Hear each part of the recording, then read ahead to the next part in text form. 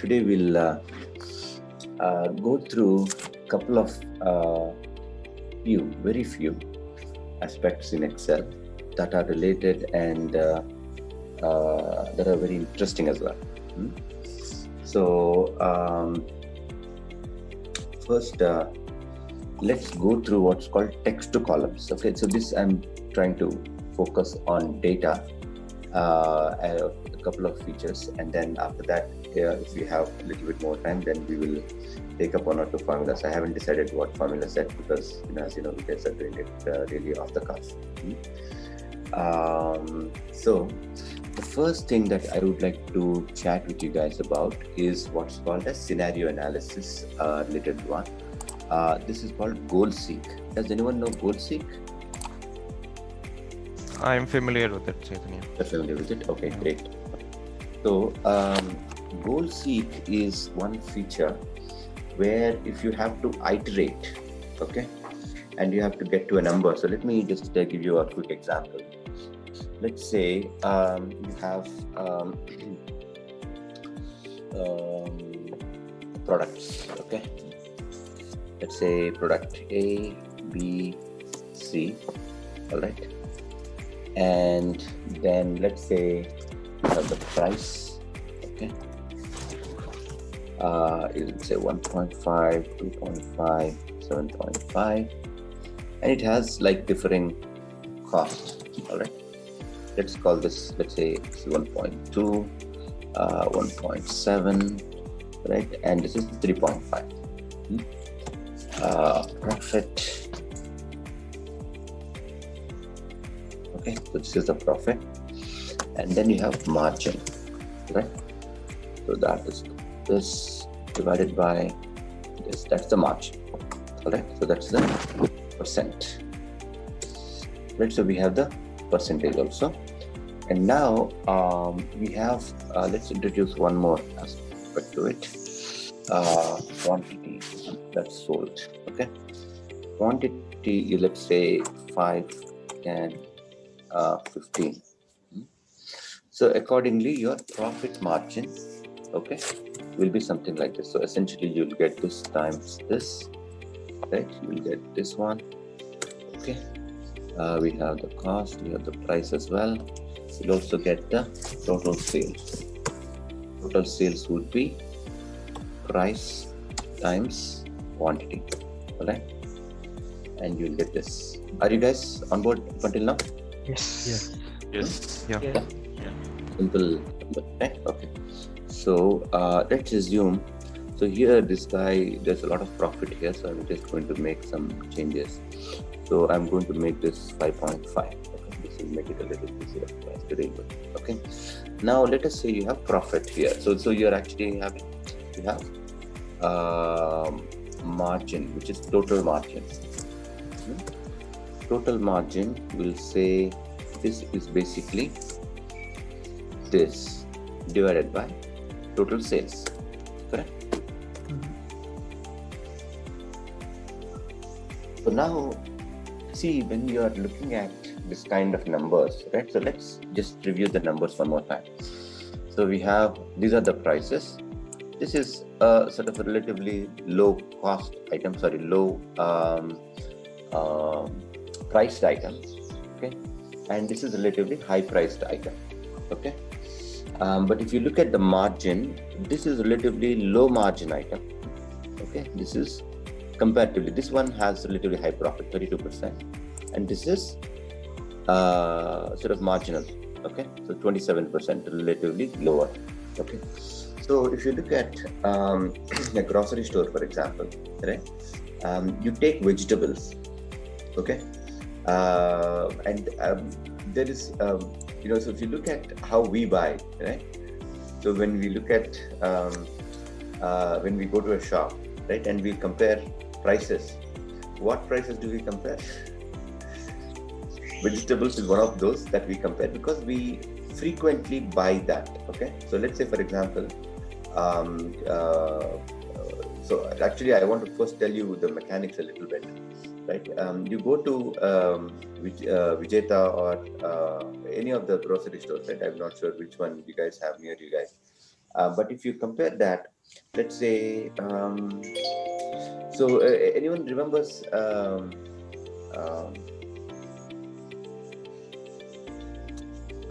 there used to be, I will not name it because we are recording it right now, but in a mall in high-tech city, there used to be a store that also sells vegetables.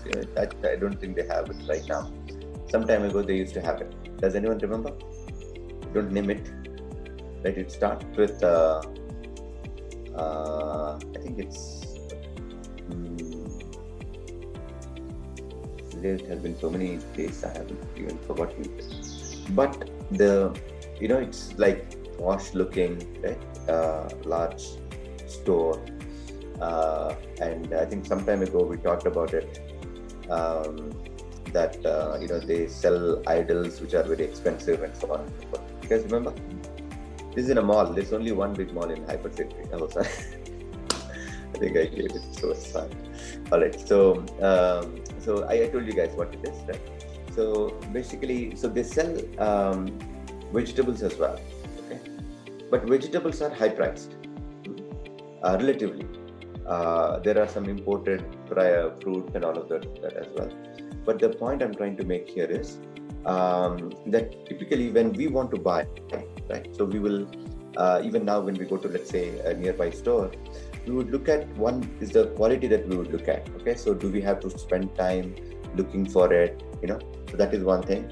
The quality in terms of, so can we, is that good? So some of this is not, like, even if you have to choose, you can probably still get better product at a certain place, okay, which is an important piece that we would consider. An example of this is, like, there is let's say a certain type of vegetable, which is maybe either large or something like that. So this baingan, right? So there are like the small regular baingan, there are probably the big baingans also, right? Getting what I'm talking about? Like the eggplant or brinjal that we call, right? So sometimes the availability of the product itself may be a concern. So you may go to that place and buy. That's one aspect of it. The other aspect is, if you look at the regular things that we buy, let's say onions, right? Or the brinjal, the regular brinjals, the drumsticks, all of that regular stuff. We might say, okay, so we'll want to go there, buy it, right? But when we do the price comparison, we may compare that with, let's say, Raitu Bazaar. Okay, Raitu Bazaar is a completely different dynamic altogether. So they have practically no depreciation, even so many of these people, they're the vendors themselves, so they don't even have the employee cost, right? They just go to the nearest market, the biggest market that there may be, and they'll just buy from there. They'll come and then they sell in Raitu Bazaar, right? So, but when we compare, if we compare prices, they are completely, from our point of view, we want to compare prices from a consumer standpoint. But from a vendor standpoint, okay, Ratnadeep or Vijeta, they have large number of costs, right? And these guys have no cost. So I think the point I'm trying to make here is, these stores more or less sell vegetables at a no margin or probably very thin margin. But they still have them because they want people to come and buy. That's the reason why they have. These are actually loss leaders for them. Okay, for footfalls, they have this. So if you look at it, actually, I don't want to deviate too much here, but the stores that don't have vegetables, they get very little footfall, and many times we go there to buy vegetables. Okay, so that's the reason why they still have the A type of product, right, which has lower margin. I think it's probably going to be a 5% margin. So for example, if it is like 1.35, for example, right, you actually have a margin of, let's say, 10%, correct? And if you add up, the depreciation, all of that stuff, it will practically make no margin at all. Gross margin may be there, but the net margin will be not there at all. Okay, it may be a loss leader. It's for footfall to have it. But see, there is other stuff like this one and this one where you want to sell more, right? And it's basically, if you are able to if you're able to sell these, then you will be able to sell these. Otherwise, everything will be gone. That's the way it works. Okay. Now you're thinking, I'm able to sell these anyway, right? So I'll actually change the numbers also based on our current logic that we have used. Let's say the quantity will not be 5 here, but it is 55 here. Okay, and here you have 10, and here you have actually 5 of them. Okay, so this is what it is looking like. Okay, this is a scenario of a grocery store. Similar things could be there in any stores as well. It's just a matter of which ones these are, which items these are. Are you guys still with me, or has the rant been, not a rant, but I think the story has been too long. But I'm just trying to tell you the context in which we may look at a certain scenario. Now you're thinking, okay, we have the total gross margin. It is very much possible that this is gross margin and not net margin. Net margin could be much lesser. Okay, so now that this is gross margin, and you're saying, okay, see, I would like to make at least like 25% margin. Okay, and now I have to figure out how many units of these two should I sell in order for me to make 25% margin. Is that a good question to ask? Yes. So we want to make a certain margin here, and we have to figure out how much of this should we make in order, how much of the these two products should we sell in order for us to get 25% margin. Okay, so this is what we can do here. So we can say, okay, I'll start changing this number. Okay, so let's say 10. Okay, now it is 10, 20% right now. Now let's say I'll make this 15, right? So we are basically doing back and forth. We are essentially experimenting this. Okay, so let's assume for the moment that, let's say we have a certain ratio. Okay, that usually works. Okay, so I just change this back. So let's say this is always going to be, this is whatever is product B, you sell 50% of that product C. Okay, let's assume for the moment. I'm just trying to make it easy for our calculations. Okay, so then I would actually basically say, so this, okay, times 0.5. Sorry, my apologies. So this times 0.5 is this number. Okay, now and if I want to change this, so I can also change this. So for example, let's say 15, so I can increase it to 35, something like that. Now it's coming, so 37, okay, still not there. So 38, okay, still not there. Let's say 40, okay, still not there. 42. So this is what I'm trying to do. Okay, are we making any, is there any problem? So let's say 42, 45. Okay, now we got there. Okay, so now the calculations are relatively easy, and you're able to get to that. It takes a few minutes for you to, or a few attempts to get there. So let's say, is there a way for us to get to that number quickly? That's the question that we are trying to answer. So when you have that question, you can answer it like this. So you have what is called a goal seek. Okay, so you will find this in data. Okay, go to what if analysis and goal seek. Okay, so what you can do is you can these are the following parameters right here. You have set cell to value. The value that we want to have is 25. Okay, that is 25%. So I just put 0.25 because you cannot, I'm not sure if you can do percentage here. So that's why I give 0.25, and you can give which cell to change.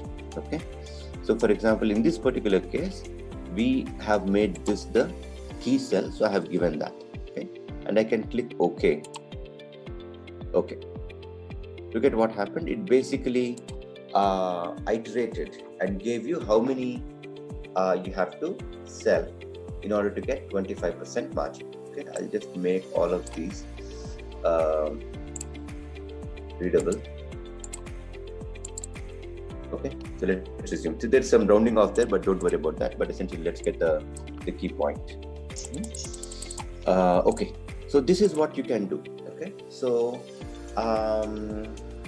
so imagine a situation where, see, typically I think what this does is it basically forces you to have one single cell, okay, that you can change, and you can make all other numbers, or you can do all the other calculations, and you'll get the key result. Okay, so obviously this number has to be the key result, whatever you are trying to vary, right? This can be, see, I now change the quantity It can also be the price. Okay. If we look at what we have done in the past, right, where we have used this, pricing is where it is very, very useful, right? So pricing. So if you look at, let's say I have like certain formula, like for example, there is a key resource that you have. So I don't know if you guys understand this. There is a specific term where you have a constraint, right?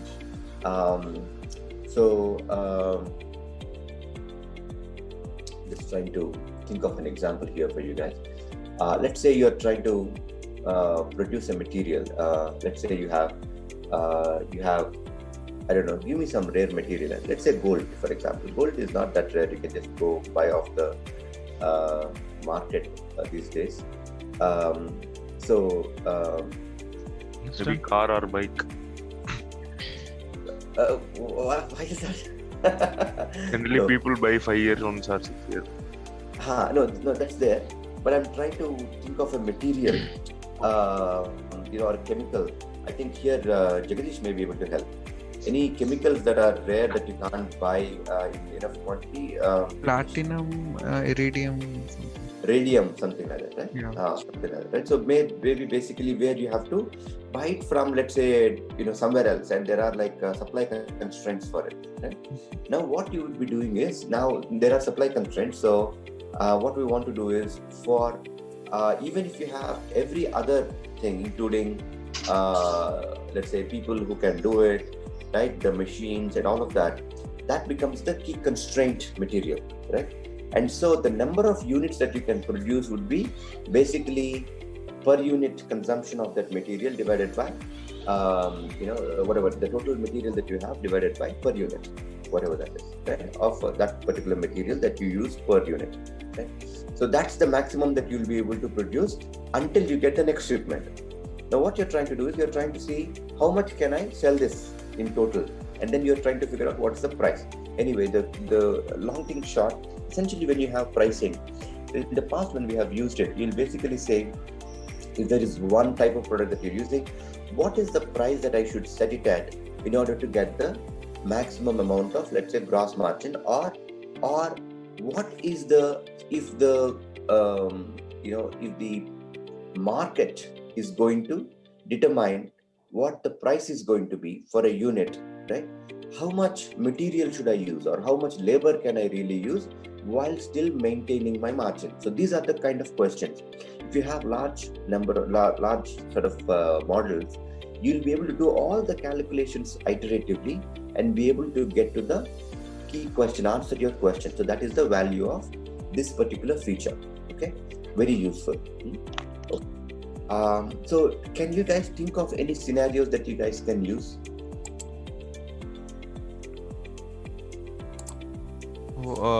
In fact, I was working on a similar project on pricing a few years back, and there the situation was that so let's say there's a transport vendor that I'm hiring, right?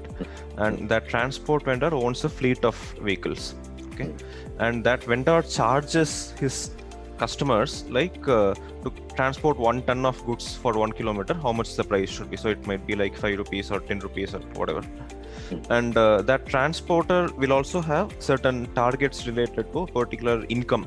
So he owns, let's say, some 2 Bolero Max pickup trucks and 1 nature truck, okay?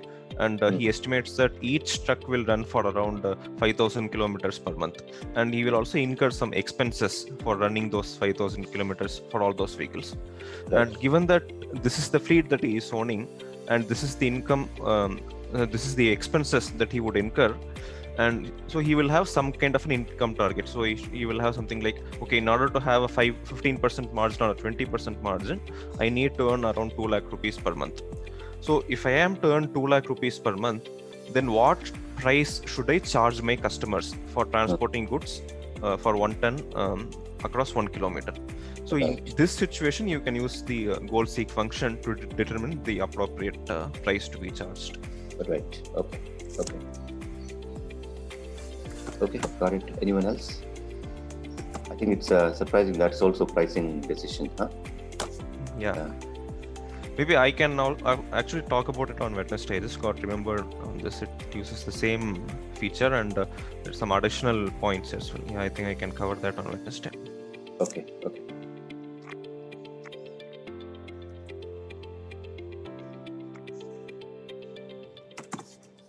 Any other scenarios that you guys can think of? So this is actually in one of my courses in my graduation. Like we use this feature to. If you are familiar with what we have is something called a distillation column. A distillation column, it basically you put in the crude mixture of components inside, and you heat it up, and at different heights of the distillation tower, you will get different components in a vapor form separately. Now the task there is basically to figure out at which temperature you should operate, and what water, like the cooling thing, different operating parameters of the distillation tower you should operate to get different quantities at different heights. And if there we want to optimize some of the obviously you will get some waste products, and obviously you'll get some high demand products, and you want to optimize these high demand products. So we used this goal seek to arrive at the one to meet the minimum requirement of the high demanded product. So that's I couldn't remember completely, but a vague idea of how we use this goal seek feature in college.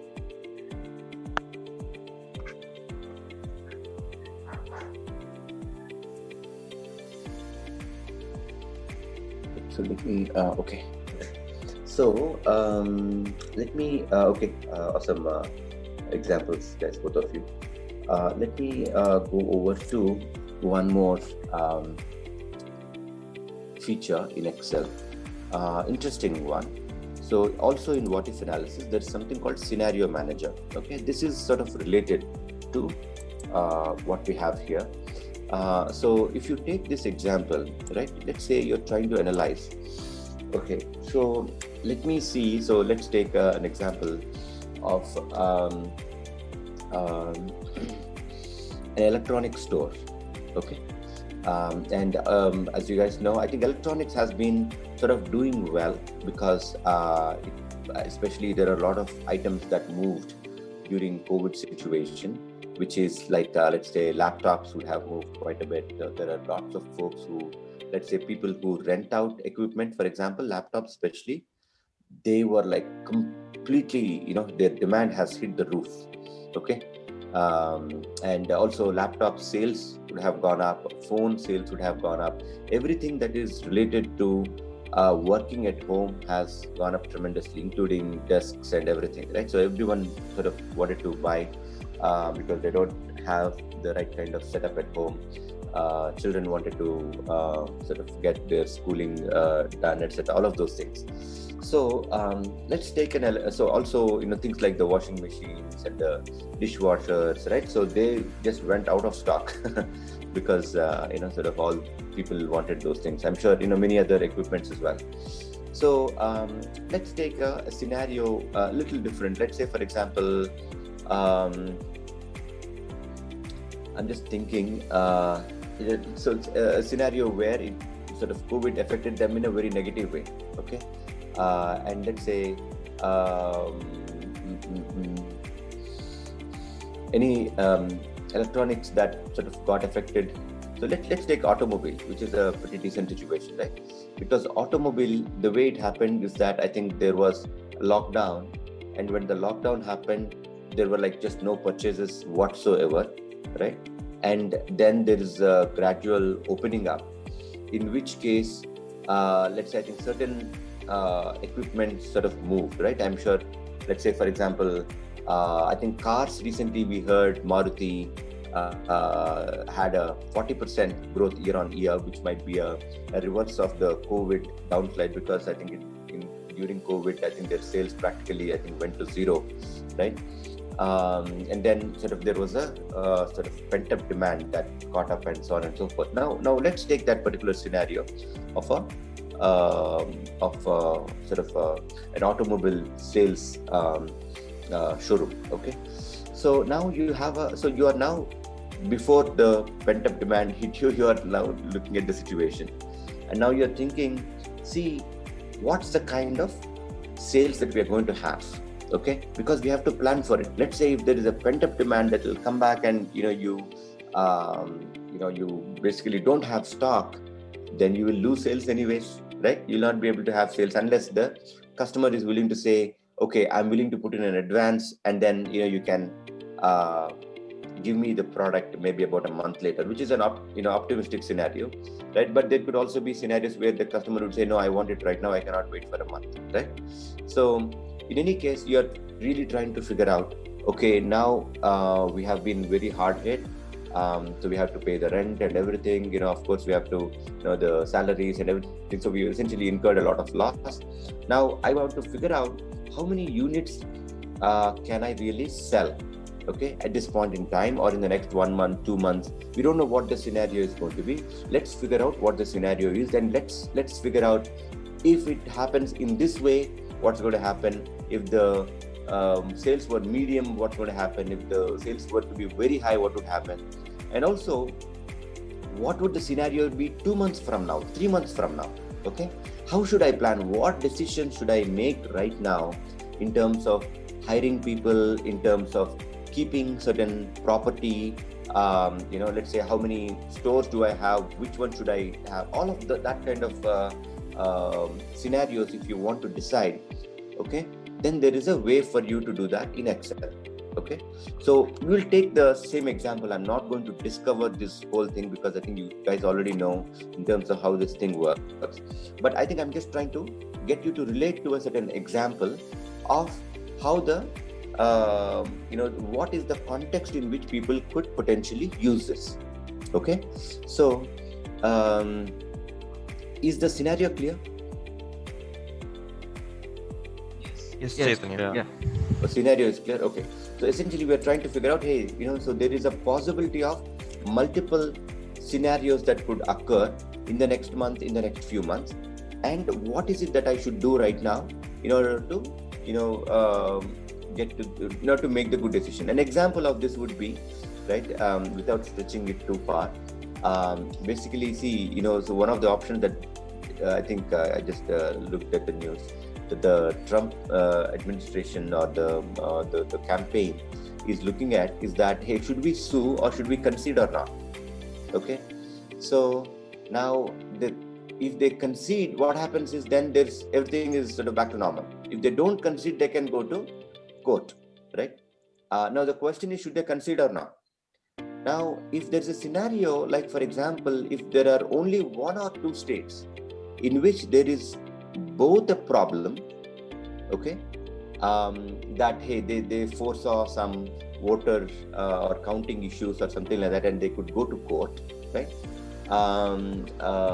And the margin is very thin, okay, then you could go to the court and say, okay, we want to contest this particular counting because we feel, there's a problem and, we could potentially win. But on the other hand, if they have lost it in multiple states and the margin is not thin enough, okay, so even if they contest 1 or 2 states, then the end result is still going to be same, correct, right? So then even if you go to the court and even if you win the case, if it is not going to make a difference to the final outcome, okay, then there's no point in contesting in a court. You get what I'm saying? So similarly, there could be situations that you could see here. For example, you could basically say, even in the optimistic scenario, okay, there is no point in keeping store A, B, and C, but I would like to keep, D, E, and F open. Get what I'm saying? So even if so that's the kind of thing that you could potentially decide using this kind of analysis, okay? So I'm just telling you, some of you guys, you're just trying to, you're wondering, what will this give me, right? So in the optimistic scenario, everything is fine. So what is the point in doing the scenario analysis? The scenario analysis is that you could make decisions like, for example, okay, like I mentioned, I don't want to keep certain stores open. Or you could also say, have scenarios like, for example, even in an optimistic scenario, I'm not going to sell this product enough, okay? So I will get rid of that particular product, okay? and maybe use that for something else. So actually, some of you would have seen this, for example. There are actually two hotels nearby. Okay, my house. What they did was, I think they did a very good decision. Very quickly they made the decision. So one is called, I think, Suprabhatam, which is right opposite our community. There is one nearby which is a very enterprising family, I felt. So those guys, they also run a hotel. Okay, a small side hotel. This is opposite Geo. Shravan, you might relate to that. So what they did was, they run a hotel actually. So I think on and off we used to go there. For example, we used to get breakfast from there, etc. But when COVID hit, both these guys actually, they quickly changed from hotel to vegetable sales. Very quickly they made it.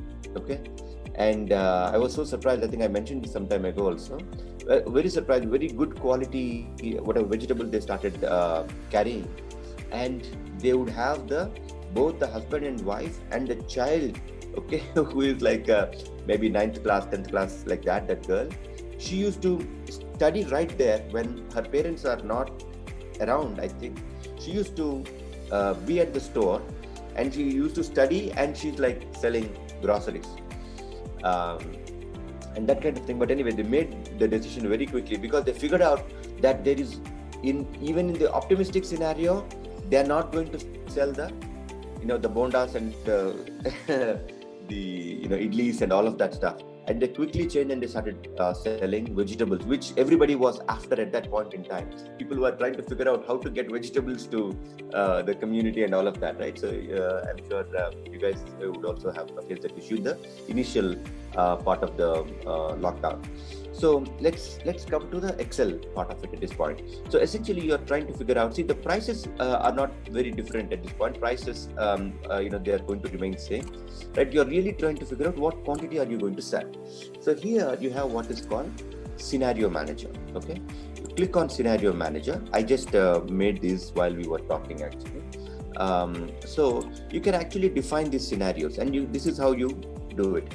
You can actually click on, so I just clicked on, let me just go back here. So once you get to Scenario Manager, you can click on Add, and you can click on Scenario Name. Okay, so I'll just give that to you. So let's say I will call this High 2. Okay, or maybe we'll just call this Very High. Okay, and changing cells, what are the cells that would change? So here are the cells that would change. I selected these 3. Okay, and click OK. When you click OK, it will tell you what is the scenario going to be and what are those numbers going to be. Let's say I put in 100, 50, and this is also 50, for example. Okay, I can either click OK or I can add a new scenario. Okay, I would click OK right now. Okay, and then what you can do is, you can, let's say, click on High. I think it is already in High right now. I'll click on Very High, and I would click Show. When you click Show, all those numbers would change, and then you will get the updated numbers showing right here. Okay, you could potentially add this in a dashboard and say, okay, what are you can have graphs and all of those things, and you can just let the scenarios be driven by the Scenario Manager. Okay, so again, medium, show. You can see the profit has changed, the quantity has changed primarily, profit, sales, and all the calculations have changed, and we have gotten the total margin, right? And it can also be low, for example. You can click on this, you can get all of this. Got it? Yeah. Right? It's a simple and easy one. You can actually do this by using Vlookup also. Okay? So Vlookup, you guys get what I'm talking about? I think I'll not get too deep into that at this point because we are short of time. So you can use this using Vlookup as well, wherein you would define high, low, medium, and all of that stuff. And you would define the columns for high, low, medium. Okay, and you can just go ahead and you can change the lookup number, right? So you have the column number, right? So you can actually change that, and get to the right numbers. Okay. Anyways, so we'll not get too further into that. But I thought these are the two different sort of functions that I felt would be sort of useful for us in order for us to do scenario analysis. Okay, what if analysis. This is something that we used extensively, and I would also like to tell you that this is one of the features that sort of creates customer delight. Okay, because then they can really see value in this kind of analysis, and sort of they would, and it also sort of makes it easy for them. So these are a couple of features, and this is also where it plays on the I would say the analysis part of it, which the customer values a lot. Okay. All right. Any questions? Chaitanya, I have some question. Yes. In the goal sheet, like for setting set cell, you can give only unique values. What about by changing cell? There is a third column, right? Third. Yeah. So goal sheet. Yeah. By changing cell. Can we give only single cell or multiple cells? This is actually a single cell. Okay, by changing cell as well. A single cell. Yeah. Okay. Because if you change multiple cells, it doesn't know what to change by how much. Okay, that's the reason when I gave you that example, remember I sort of gave constraint. Yes, I gave the relationship so that it is focused on one single cell. You cannot do multiple cells here. Okay. Yeah.